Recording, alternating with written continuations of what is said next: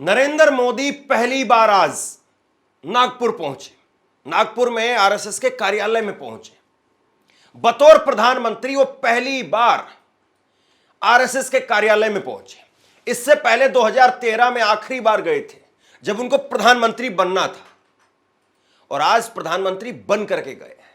जब प्रधानमंत्री बनना था तो 2013 में आरएसएस की चौखट पर नतमस्तक होकर के नरेंद्र मोदी ने कहा था कि मैं तुम्हारा ही दूत बन करके जा रहा हूं। और यह कहा भी जाता है कि बीजेपी का या जो भी बीजेपी का प्रधानमंत्री बनेगा उसका वो सारा रिमोट कंट्रोल नागपुर में है, नागपुर से ही पूरा सिस्टम चलता है। लेकिन नरेंद्र मोदी ने, या यूं कहें कि गुजरात लोबी ने दिल्ली की हुकूमत पर काबिज होने के बाद में अपना ही सिस्टम चलाना शुरू कर दिया, अपना ही रिमोट कंट्रोल चलाना शुरू कर दिया, और एक एक करके भाजपा के तमाम नेताओं को मार्गदर्शक मंडल में भेजना शुरू कर दिया। और उसके बाद में आरएसएस का भी जो रोल था उस रोल को भी हाशिए पर धकेल दिया। वरना आरएसएस से बड़ी बीजेपी कभी हो ही नहीं सकती है। बीजेपी का कोई भी नेता हो वो आरएसएस से बड़ा हो ही नहीं सकता है। लेकिन नरेंद्र मोदी को शायद ये गुमान हो गया था। मोहन भागवत ने एक एक करके उनके सामने बयान रखे, बहुत सारे बयान, जिसमें वो सुपरमैन वाली बात कह रहे थे कि कुछ लोग अपने आप को भगवान मानने लगे। बहुत सारी बातें कही, और उसके बाद में देखिए आज यहां तक का सफर नरेंद्र मोदी को तय करना पड़ा। और ये सारा 240 का करंट है, क्योंकि 240 जब नहीं आए थे तो जेपी नड्डा खड़े होकर के बोलते थे कि वो अटल बिहारी को जरूरत थी, अटल बिहारी वाली बीजेपी थी जिसको आरएसएस की जरूरत पड़ती थी। आज बीजेपी सक्षम हो गई है। दरअसल ये बीजेपी सक्षम नहीं हुई, ये नरेंद्र मोदी को 400 पार का गुमान था, और इसीलिए अमित शाह, इसीलिए जेपी नड्डा बोल रहे थे। वरना आप बताइए जेपी नड्डा क्या इतनी बड़ी स्टेटमेंट दे सकते हैं? खैर, वैसे आज जब नरेंद्र मोदी वहां पर पहुंचे आरएसएस के कार्यालय में, और इससे पहले वो दीक्षा भूमि गए, तो वहां पर उन्होंने विजिटर बुक में बतौर प्रधानमंत्री कुछ लिखा। तो इसकी जो फोटो है वो सोशल मीडिया पर वायरल होने लगी। जरा देखिए, फोटो देखिए आप।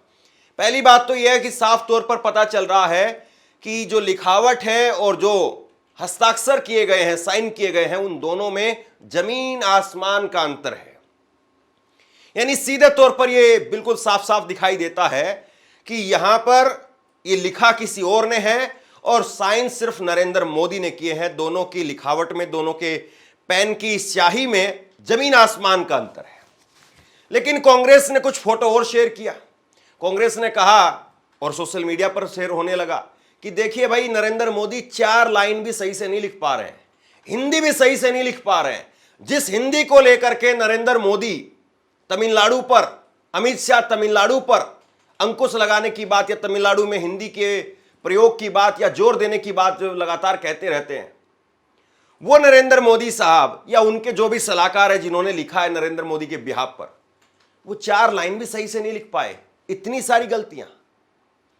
खैर, मुझे लगता है कि आज जब नरेंद्र मोदी नागपुर गए हैं तो 4 इन बिंदियों की बात नहीं होनी चाहिए। हालांकि ये बिंदी बहुत महत्वपूर्ण है, हिंदी में बिंदी का बहुत महत्व है। खैर, बात यह है कि नरेंद्र मोदी आज आरएसएस के कार्यालय में गए तो क्यों गए? दरअसल आरएसएस का 100 साल पूरा होने वाला है। 1925 में आरएसएस बनी और 2025 में अब 100 साल पूरे हो रहे हैं, और इसको लेकर के एक बड़ा कार्यक्रम होगा और लंबा कार्यक्रम चलेगा। और नरेंद्र मोदी का आज का दौरा भी आप इसी कड़ी में देख सकते हैं। नरेंद्र मोदी जब आज वहां पर गए आरएसएस के कार्यालय में तो कहा कि आरएसएस आज वट वृक्ष बन चुका है।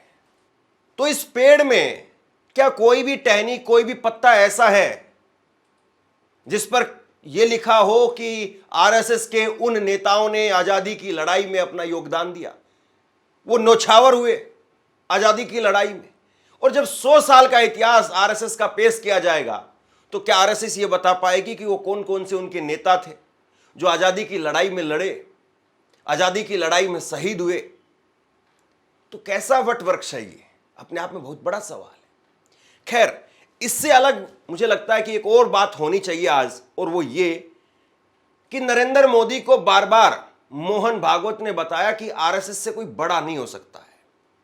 और नरेंद्र मोदी जब जब अपने आप में सुपरमैन बनने लगे तब तक वो उनको जमीन दिखाने का काम मोहन भागवत ने किया।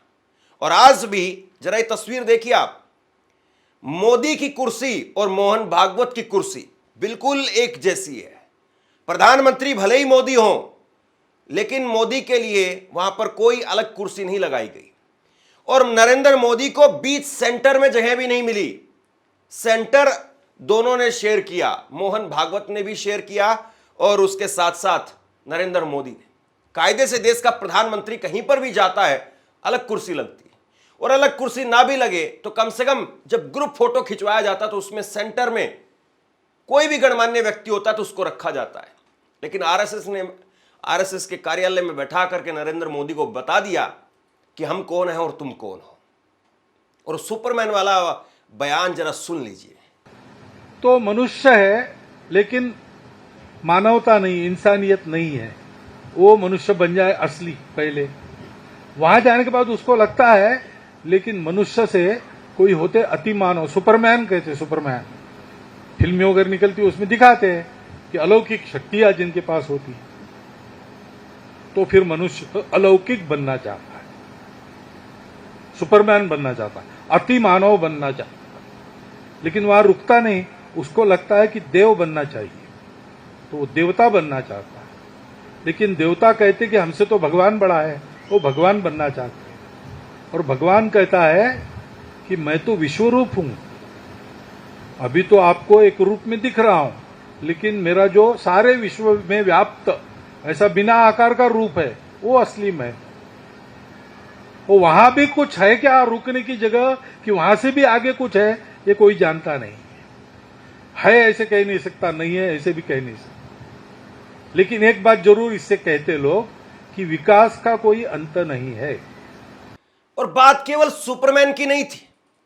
ये सुपरमैन तो इसलिए आईना दिखाना जरूरी था कि अपने आप को कुछ लोग भगवान मानने लगे हैं। दरअसल नरेंद्र मोदी ने 2024 के लोकसभा चुनाव में बिल्कुल सोच समझ करके अपने आप को अलग अलग टीवी चैनलों पर इंटरव्यू के अंदर कहा कि अब तो मुझे यकीन हो गया है कि मुझे भगवान ने भेजा है। जब तक मां जिंदा थी तो मुझे लगता था कि मुझे मां ने जन्म दिया है, लेकिन अब मैं ऐसा लगता है कि भगवान ने, और मैं कन्विंस हो चुका हूं कि भगवान ने मुझे भेजा है। और इसीलिए नरेंद्र मोदी को आईना दिखाया 2024 की हार के बाद में। हार मैं इसलिए कह रहा हूं क्योंकि नरेंद्र मोदी पहली बार अल्पमत की एक सरकार चला रहे हैं जो बैसाखियों पर है, फिर उसको बहुमत मिला है। दूसरा बयान मणिपुर को लेकर के सामने आया और नरेंद्र मोदी को भागवत ने बताया कि तुम्हारी सबसे बड़ी खामी है, तुम आज तक मणिपुर ना तो जा पाए और ना मणिपुर को शांत कर पाए। अब 1 साल से मणिपुर शांति की राह देख रहा है, उसके पहले 10 साल शांत रहा। पुराना गन कल्चर समाप्त हो गया ऐसा लगा, और अचानक जो कलह वहां पर उपज गया या उपजाया गया, उसकी आग में अभी तक जल रहा है, त्राही त्राही कर रहा है। कौन उस पर ध्यान देगा? प्राथमिकता देके उसका विचार करना ये कर्तव्य है। और मोहन भागवत ने जब मोदी के भगवान वाले बयान पर कटाक्ष किया तो उस वक्त में बड़े बड़े सूरमाओं को उतारा गया। यह भद्राचार्य का बयान आप देखिए। वो कहते हैं कि मोहन भागवत किसी संगठन के प्रमुख हो सकते हैं, लेकिन वह हिंदू धर्म के नेता नहीं है। जो हमें उनकी बात सुननी पड़े वह हिंदू धर्म के ठेकेदार नहीं है। यह मोदी जी का प्रभाव, और ये मोदी जी के प्रभाव की वजह से भागवत को भी एक तरीके से नीचा दिखाने की कोशिश की गई। भागवत ने कहा कि कुछ नए नेता बन रहे हैं और जो हिंदुओं का ठेकेदार बनने की कोशिश कर रहे हैं। हिंदू मुसलमान को लेकर के मोहन भागवत ने बयान दिया कि हर दिन मंदिर मस्जिद विवाद उठाया जा रहा है, यह सही नहीं है। कुछ लोग सोचते हैं कि ऐसा करके हिंदुओं के नेता बन जाएंगे। तो मोहन भागवत ने जब ये बात कही तो उसके बाद में बहुत सारे लोगों का रोजगार छिनने लगा। बहुत सारे लोग जो दिन भर हिंदू मुसलमान करके ही आगे बढ़ने की कोशिश करते हैं, वो हाशिए पर जाते हुए दिखाई दिए और उन्होंने मोहन भागवत को नकार दिया। यहां तक कि आरक्षण पर भी मोहन भागवत ने कहा कि आरक्षण तो जरूरी है। हालांकि ये मोहन भागवत वही है जो 2015 से पहले उन्होंने बयान दिया था बिहार में जाकर के, और बिहार में भागवत के बयान की वजह से और आरक्षण की वजह से बीजेपी हार गई थी वहां पर। लेकिन जब आरक्षण वाली बात भागवत के समझ में आई कि आरक्षण को नहीं छेड़ सकते आप, उनको अपने बराबरी में लाने तक उनको कुछ विशेष उपाय करने पड़ेंगे। घर में अगर हम सब लोग हैं, दूध कम आता है, सबको दूध नहीं मिलता, लेकिन जो बीमार है उसको मिलता है, तो ऐसा हम कहते नहीं कि उसको क्यों दे रहे हैं। परिवार में सब समान है, लेकिन जो बीमार है उसकी विशेष चिंता करनी ही पड़ती है। ऐसा वो आरक्षण लागू किया है। इसलिए जब तक वो भेदभाव है तब तक उसको चालू रहना चाहिए। और इसके बाद में तो मोहन भागवत ने संविधान को भी अपना लिया। उन्होंने कहा कि कुछ लोग चाहते हैं कि देश में पुराना शासन वापस आ जाए, लेकिन अब देश संविधान के अनुसार चलता है, अधिपत्य के दिन चले गए। तो देखिए, हर किसी के दिन चले जाते हैं और हर किसी के दिन आ भी जाते हैं। और यही बात मोदी जी को आज बखूबी याद आ रही होगी, क्योंकि आज तक 11 साल में कभी भी वो आरएसएस की चौखट पर जा नहीं पाए।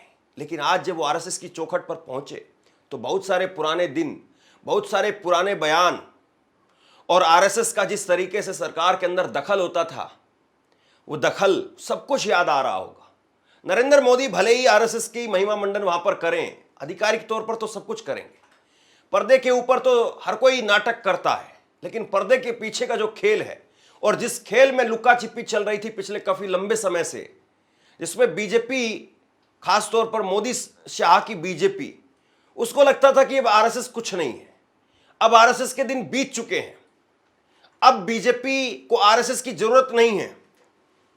वही बीजेपी को हाशिए पर धकेल दिया था मोहन भागवत ने, और अब नरेंद्र मोदी को वहां पर पहुंचना पड़ रहा है, क्योंकि मोदी को भी अब समझ में आ गया कि अगर आरएसएस काम नहीं करेगा तो आपका हश्र क्या होगा, अब बहुमत नहीं ला सकते हैं।